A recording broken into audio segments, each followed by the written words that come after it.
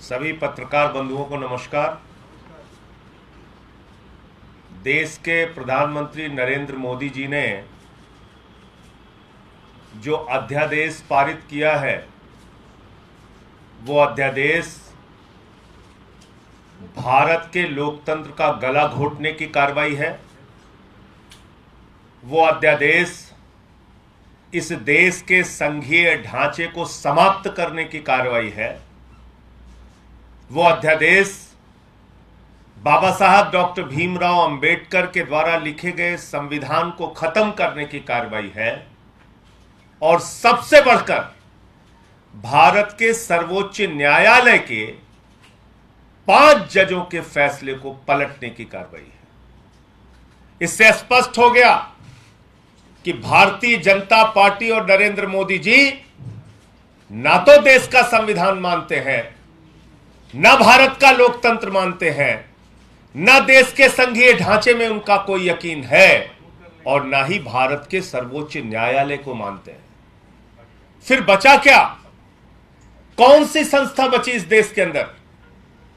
इसका मतलब देश में तानाशाही का शासन है। तुगलकी फरमान से कोई भी आदेश बदला जा सकता है, कोई भी आदेश दिया जा सकता है।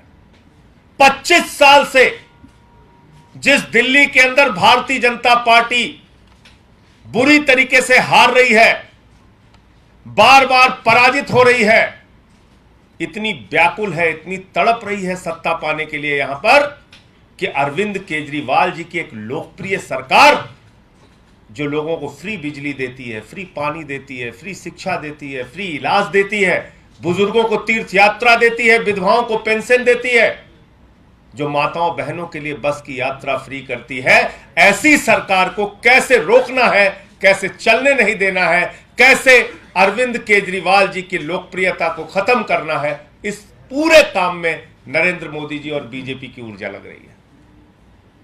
और ये जो अध्यादेश है अलोकतांत्रिक, असंवैधानिक, भारत के संघीय ढांचे को खत्म करने वाला, इसके लिए दिल्ली के मुख्यमंत्री और पार्टी के राष्ट्रीय अध्यक्ष अरविंद केजरीवाल जी ने कहा है कि वो देश के सभी विपक्षी नेताओं से मुलाकात करेंगे, सारे राजनीतिक दलों से मुलाकात करेंगे और जब ये काला कानून राज्यसभा के अंदर आएगा जहां पर बीजेपी का बहुमत नहीं है, वहां सारी विपक्षी पार्टियों को मिलाकर इस बिल को वहां पर गिराने के लिए सबको एकजुट करने का प्रयास करेंगे। और इसी क्रम में मुख्यमंत्री अरविंद केजरीवाल जी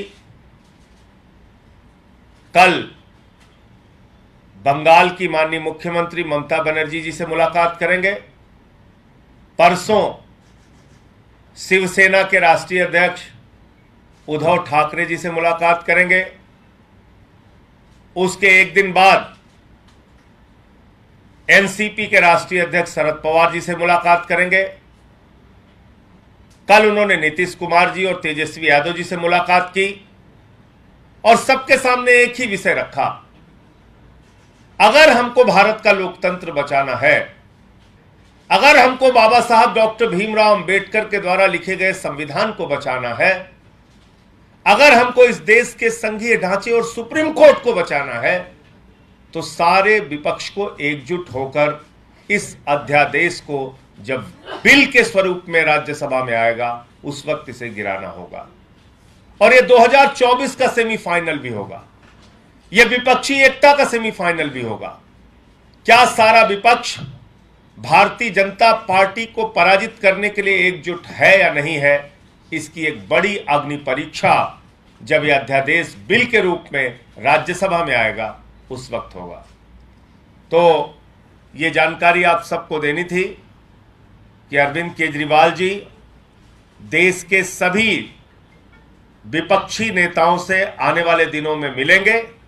अभी 3 कार्यक्रम उनके तय हुए हैं, एक बंगाल की मुख्यमंत्री ममता बनर्जी जी से, दूसरा महाराष्ट्र के पूर्व मुख्यमंत्री उद्धव ठाकरे जी से, तीसरा एनसीपी के राष्ट्रीय अध्यक्ष शरद पवार जी से, और सबको एकजुट करके इस बिल को, इस काले कानून को गिराने के लिए वो प्रयास करेंगे।